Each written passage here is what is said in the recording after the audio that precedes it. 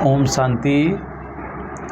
आज मैं मन का प्रभाव मैटर पर कैसे पड़ता है, एलिमेंट पर कैसे पड़ता है, इसके एक प्रयोग के बारे में बताने जा रहा हूँ, जिसमें आज हम देखेंगे कि हमारे मन का प्रभाव कैसे वाटर मैटर पर पड़ता है, वाटर एलिमेंट पर कैसे पड़ता है। इसका प्रभाव हम जानेंगे एक प्रयोग से। जैसा कि एक साइंटिस्ट थे डॉक्टर मसारू इमोटो, जापान के, तो उन्होंने एक बहुत सुंदर प्रयोग किया। उन्होंने एक इशिकावा लेक है, उस लेक का वाटर कंटेंट लिया, वाटर सैंपल लिया, और उन्होंने प्रयोग किया कि कैसे हमारे मन के विचारों का प्रभाव, हमारे वाइब्रेशन का प्रभाव पानी पर कैसे पड़ता है। तो उन्होंने इस प्रयोग को करने के लिए बहुत अलग अलग विधि अपनाए। उन्होंने एक सैंपल को दिया प्रिजनर को, जो कि बहुत क्रिमिनल था,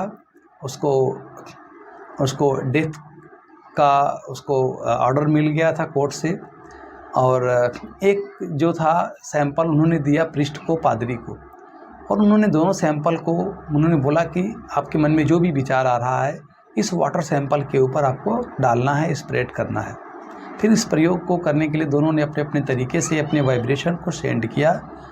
और बाद में जब इस एक्सपेरिमेंट होने के बाद जब डॉक्टर मसारू इमोटो ने इसको मॉलिक्यूलर लेवल पर जब इसको चेक किया, माइक्रोस्कोप लेवल पर जब चेक किया, मॉलिक्यूलर लेवल पर जब चेक किया इसके स्पेक्ट्रम को, तब उन्होंने पाया कि दोनों के इमेज में, दोनों के क्वालिटी ऑफ जो मॉलिक्यूलर लेवल का जो पिक्चर्स था उसमें बहुत डिफरेंस था।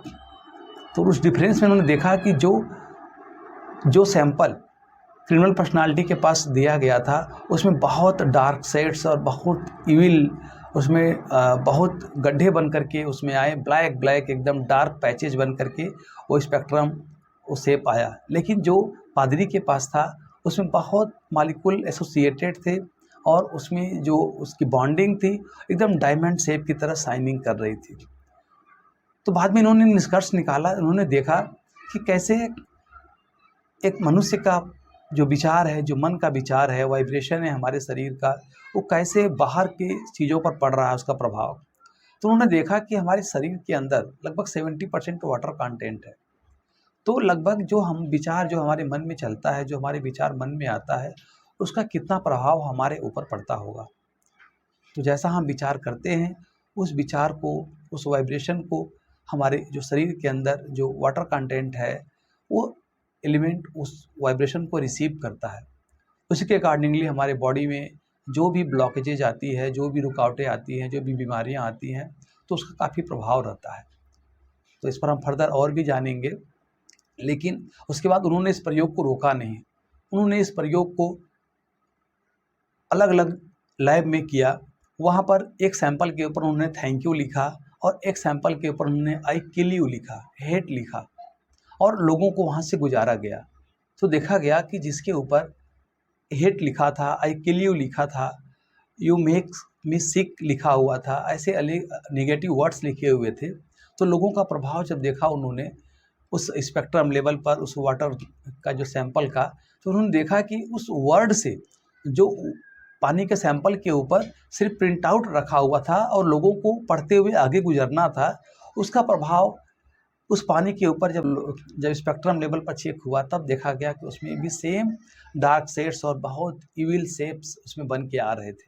लेकिन जिसके ऊपर thank you, gratitude, I love you ऐसे पॉजिटिव वर्ड्स लिखे हुए थे, उसका सैंपल एकदम डिफरेंट आया, एकदम शाइनिंग, एकदम डायमंड शेप और बहुत ही अच्छे से एसोसिएटेड थे।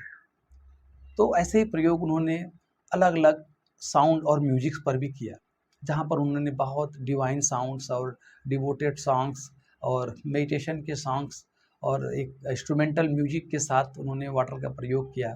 और एक बहुत हार्श रस, एक पुल करता हुआ, एक ड्रैग करता हुआ मेटल्स का उन्होंने जब प्रभाव देखा तब भी इसमें बहुत उन्होंने डिफरेंस पाया। तो इससे हमको ये सीखना है कि हम अपने मन के विचारों को ऐसे ही वेस्ट न जाने दें। हो सके मैक्सिमम समय हम अपने मन को पॉजिटिविटी में रखें, अपने विचारों को हम पॉजिटिव वाइब्रेशन के साथ रखें। Okay, thank you. ओम शांति।